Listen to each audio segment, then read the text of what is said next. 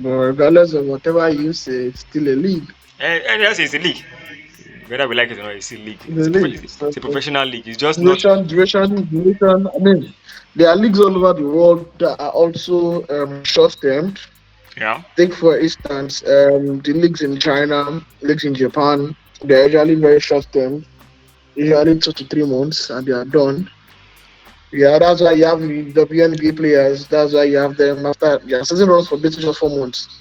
Yeah, it's like four And months. you Like realize that the a player can actually play like 3 to 4 different leagues in a month, in a year. in a year. Yeah. After they finish the PNB, they don't go Turkey, play 2 months, go China, play 2 months. Yeah, even the WNBA league itself So is it's no more not, than four it should months just, about. I mean, I think it should just be quality. It should be the quality of the games. It should be the number of minutes the boys are able to burn in. Yeah, that's true. That's true. Like you said, the quality needs to be better. The not just the players themselves, the organization, the refing, Yeah, the branding, production, coverage, everything needs to be better. That's one of my major issues with what's it called with the league is coverage. Because me, I mean that's my forte. That's my beat. That's my own part of the deal. Media coverage. You know me very well now. Whenever they have events, yeah. basketball event, I'm always there doing my coverage and getting my content and everything. So that's the part that actually worries Yes, me a lot yes, how more it should be. about the game. But we'll get to that one in a bit. But first of all, let me just ask you, how do you see the what's it called? The quality of the game overall. What will you rate it from 1 to 10? What will you rate the quality of the game? Or the games? The quality of the games. That's rather on my own end. I'd say on a scale of 10, I'd say 6. 6. That's generous. On a scale of 10, I'd say 6. 6, putting into the fact that you had teams like River Supers, you had teams like Boko Chiefs, you had teams like Coops and Reed. Yeah. So I'd say 6 because if you water it down below average, then you're not doing justice to these 3 teams who actually went up and above, went extra miles when shot they got the very best of hands. Well, fair enough. So I'd Well, say if you ask me, I think 5, 6 is about right. I mean, there's still a long way to go in terms of consistency with the guys that are in the league. So that 5 and 6 seems fair if you look at it. Then yeah. was there any surprises to you in terms of how the whole tournament how it panned out? I mean, the two teams that played in the finals or they got to the finals. Was there any surprises? Even to the eventual winners, River Supers. Was there any surprises there? There definitely were no surprises for me. We knew from the onset uh, which team was the best of all the teams. Or people only voted for an upset, and I mean they were unable to get one. People only for an upset. So now Super had a 12-man rotation team. Oh, that was They crazy. had a 12-man rotation team. So Uh, they had the depth. They had the depth that most of all that team did not have. They had another thing they did was they depleted some teams. Uh, Take for instance the final eight. They didn't have players like Timo, yeah. Oh, that's true. Victor That's true. Sunday. That's true. Victor Sunday was not missing the final eight. Toye Yeah. Toye was missing in Prospect.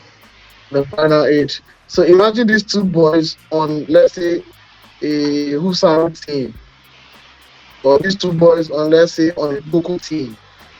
When Capone pulled out of the game in the semifinals, the Boko team lost the game right there. Yeah. You know the funny thing So that when imagine I when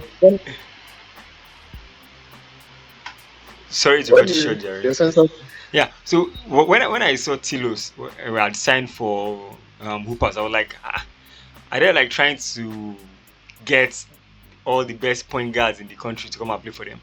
And then I realized that um, Floor General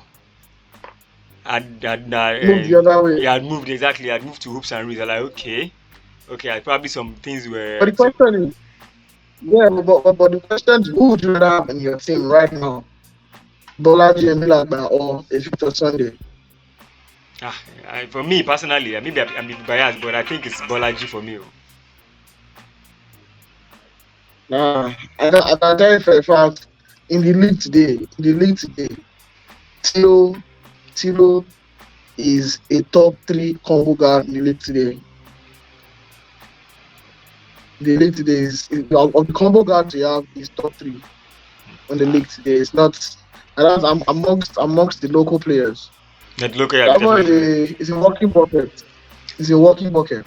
Yeah, true. You can score from the perimeter. You He's can take it in. he's a walking bucket. I mean, we also happened at the Eco League a couple of months ago.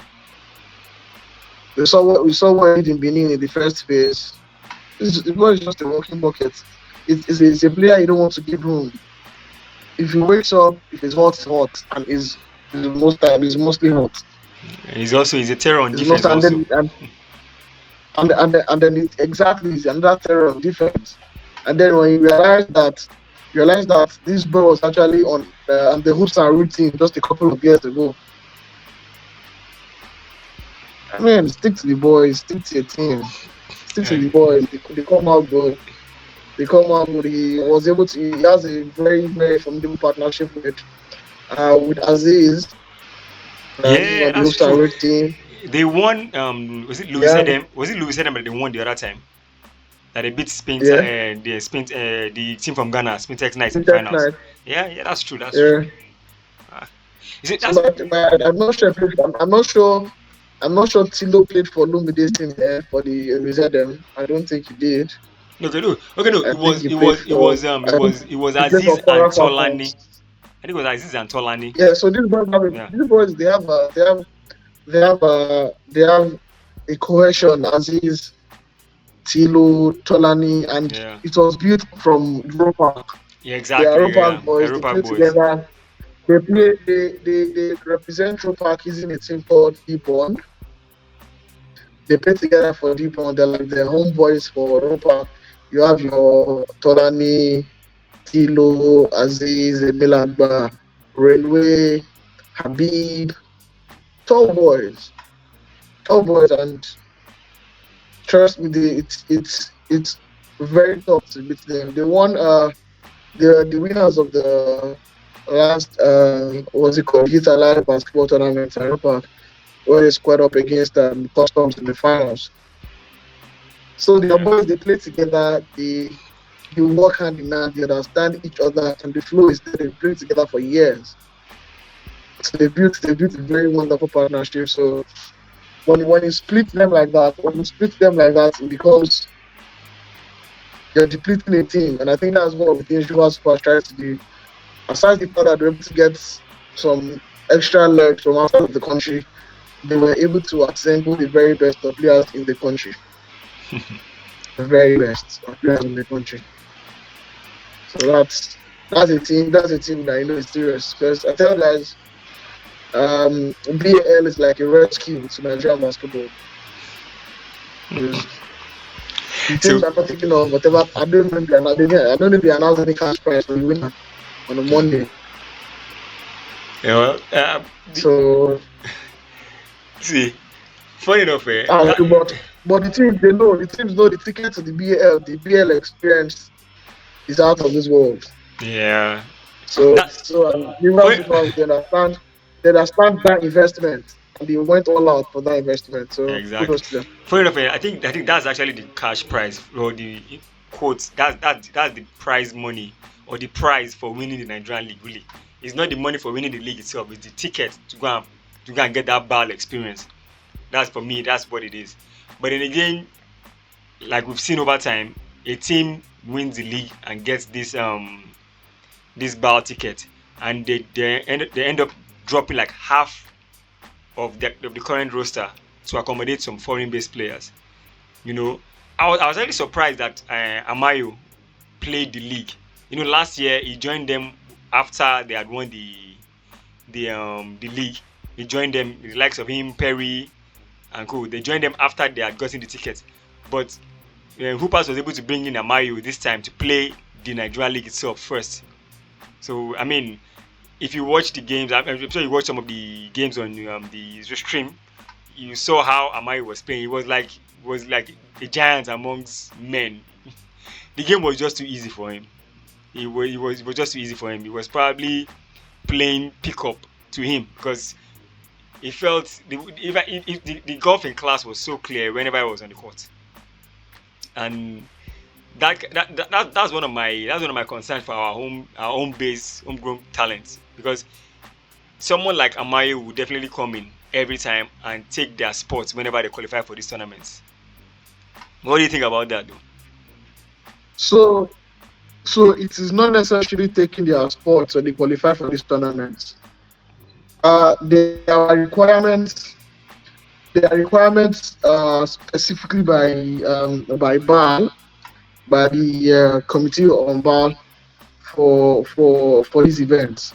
So I know each team is supposed to comprise of I think about seven local home based players and also provisions for some elite players from I think some from they usually organize like a mock trade of some sort where team GMs can come in to pick players that are not local players to add them to the team and also be able to get some players from outside the country.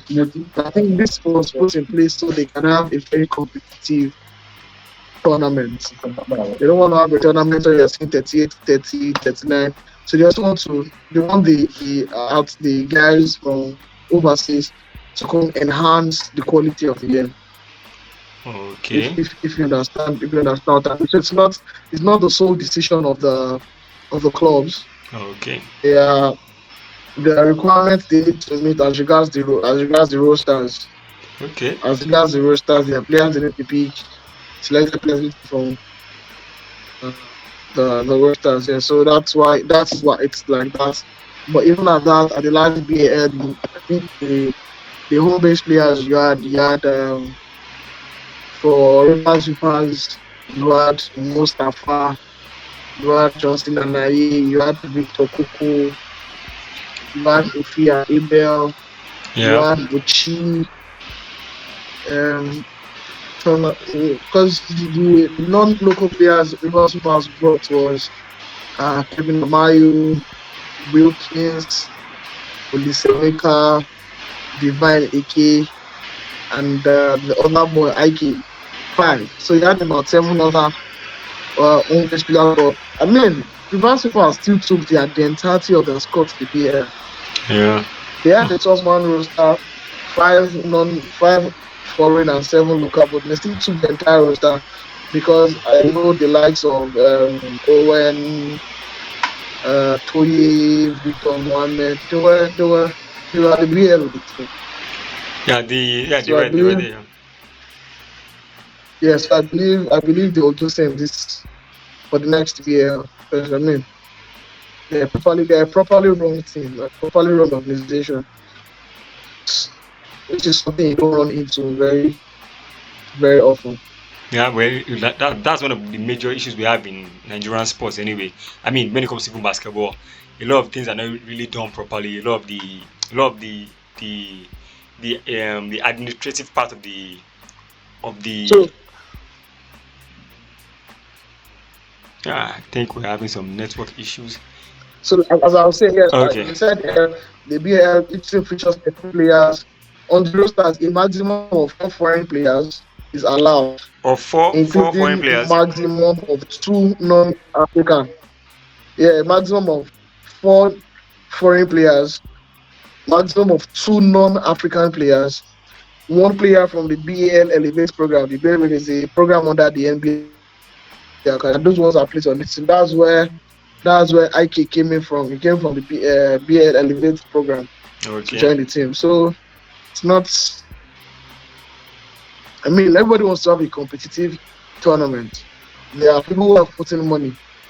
And we're trying to showcase Africa to the world. So you need a tournament that is competitive enough.